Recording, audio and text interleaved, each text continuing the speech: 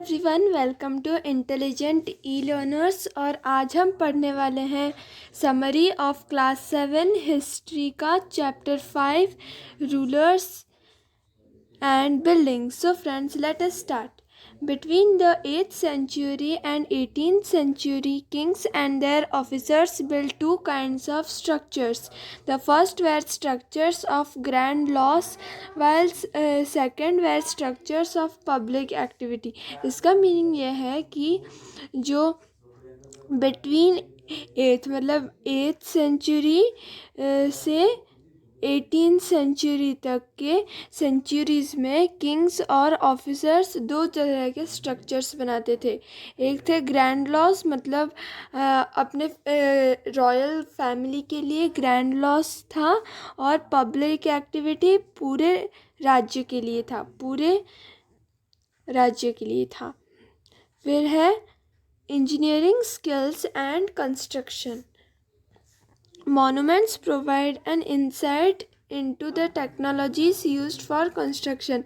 मतलब जो monuments है, जो buildings थे, वो एक insight provide करती हैं technologies के लिए। कंस्ट्रक्शन के लिए monuments हेल्प करती हैं, उन्हें देखकर ही कंस्ट्रक्शन कैसे क्या है वो समझ सकते हैं हम लोग। Between the 7th and 10th century, architects started adding one more rooms, doors and windows to buildings. मतलब 7th और 10th सेंचुरी के बीच में जो आर्किटेक्चर हुए उसमें लोग ज़्यादा रूम्स ऐड करने लगे, डोर्स ऐड करने लगे और विंडोज़ भी ऐड करने लगे। Roofs, doors and windows were made by placing a horizontal beam across two vertical columns, a style of architecture called trabeat or corbelled. मतलब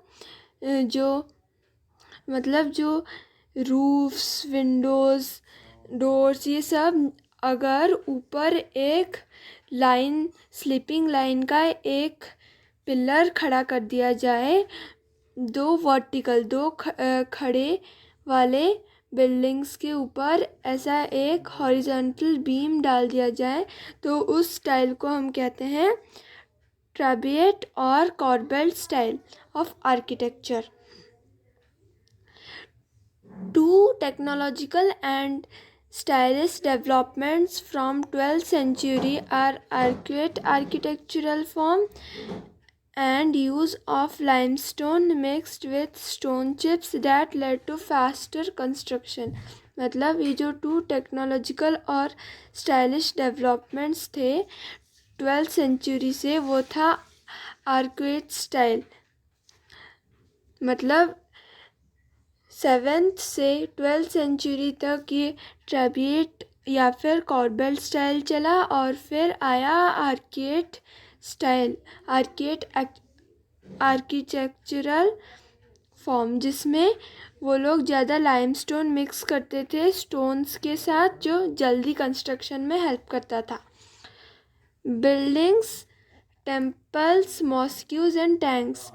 Temples and mosques were built beautifully because they were places of worship and meant to demonstrate the power, wealth and devotion to the patron. मतलब जो temples थे वो सब, temples या फिर मॉस्क्यूज, वो सब ब्यूटीफुली बहुत सुंदर से कंस्ट्रक्ट किए जाते थे। क्योंकि उधर वर्शिप किया जाता था, प्रे किया जाता था भगवान को।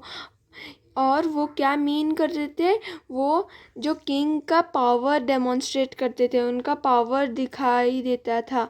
और वेल्थ, उधर जो जो अच्छे अच्छे चीज़ें लगाए हुए हैं, वेल्दी चीज़ें, तो उन्हें पता चलता था कि ये राजा वेल्दी है।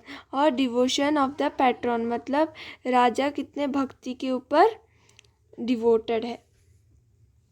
The largest temple were all constructed by kings. The other lesser deities in the temples were gods and goddesses of the allies or subordinates of the rulers. इसका मीनिंग ये है कि जो बड़े बड़े आलीशान टेम्पल्स रहते थे वो ज़्यादातर किंग्स ही बनाते थे, ना कि उनके सबऑर्डिनेट्स बनाते थे. Muslim sultans and badshahs did not claim to be incarnation of God, but Persian court chronicles described the Sultan as shadow of God. मतलब जो मुस्लिम सुल्तान्स थे, मुस्लिम किंग्स थे और बादशाह थे, वो सब खुद को गॉड के शैडो नहीं मानते थे, लेकिन जो पर्शियन कोर्ट का क्रॉनिकल था वो उसमें राजा को ना शैडो ऑफ गॉड मतलब भगवान की परछाई माना जाता था. As each new dynasty came to power, kings wanted to emphasize their moral right to be ruler. मतलब जो नए नए डायनेस्टी शुरू होते थे, रूल शुरू होता था, उधर जब पावर आता था तो किंग्स क्या चाहते थे, राजा लोग चाहते थे कि वो अपना मोरल राइट, राजा बनने का राइट वो सब दिखाएं. It was widely believed that the rule of a just king would be the age of plenty when the heavens will not withhold rain.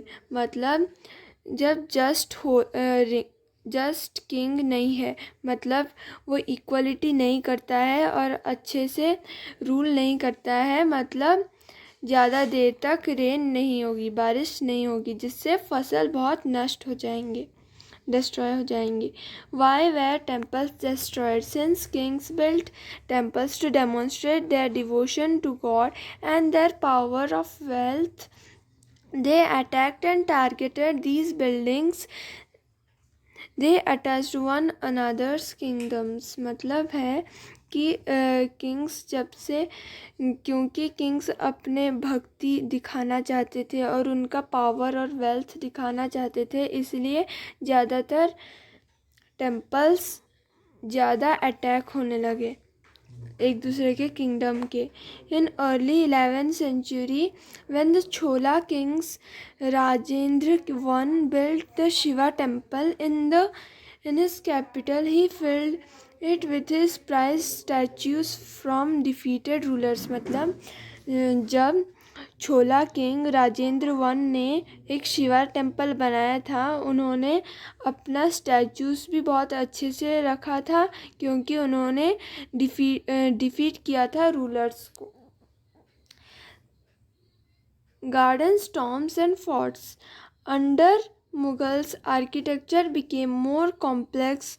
Babur, Humayun, Akbar, Jahangir and Shah Jahan were personally interested in literature, art and architecture. मतलब जो जब Mughals के time में architecture बहुत मुश्किल होता गया, मतलब बहुत सुंदर और बहुत मुश्किल होता गया. क्यों? क्योंकि ये जो हुमायूं, बबर और अकबर, जहांगीर, शाहजहान, इन सब में बहुत पर्सनली वो अपने हिसाब से बहुत इंटरेस्टेड थे इन चीज़ों में, लिटरेचर, आर्ट, आर्किटेक्चर, इन सब में. Babur got gardens called Chahar Bagh built in Kabul. मतलब बब्बर को चहर बाग 4 गार्डन्स वाला गार्डन मिला था, जो किधर बनाया गया था, कबूल में बनाया गया था. They were further constructed in Kashmir, Agra, Delhi by Akbar, Shahjahan and Jahangir. मतलब ऐसे जो चहर बाग के जैसे बहुत सारे गार्डन्स कश्मीर, आगरा और दिल्ली में इन सब ने बनाए थे. Akbar's architecture is visible in his father Humayun's Tom. मतलब जब अकबर राजा कब बने, जब हुमायूं मरे, तब से अकबर ने इतना अच्छा आर्किटेक्चर किया था हुमायूं के टॉम में. वो उनका फर्स्ट आर्किटेक्चर का डेमोन्स्ट्रेशन था कि वो कैसे आर्किटेक्चर कर सकते हैं, इसलिए उन्हें बहुत बढ़ावा दिया था उन्होंने आर्किटेक्चर को. Under Shahjahan, Mughal architecture were fuse together in grand harmonious synthesis. मतलब जब शाहजहान का टाइम था, तभी पूरा मुगल आर्किटेक्चर बहुत सारे डिज़ाइन से मिलकर बहुत सुंदर सुंदर डिज़ाइंस बनने लगे. सो फ्रेंड्स, ये था हमारा हिस्ट्री का चैप्टर 5 रूलर्स एंड बिल्डिंग्स का समरी। अगर आपको पसंद आए तो प्लीज़ लाइक, शेयर और सब्सक्राइब कर दीजिएगा। Thank you.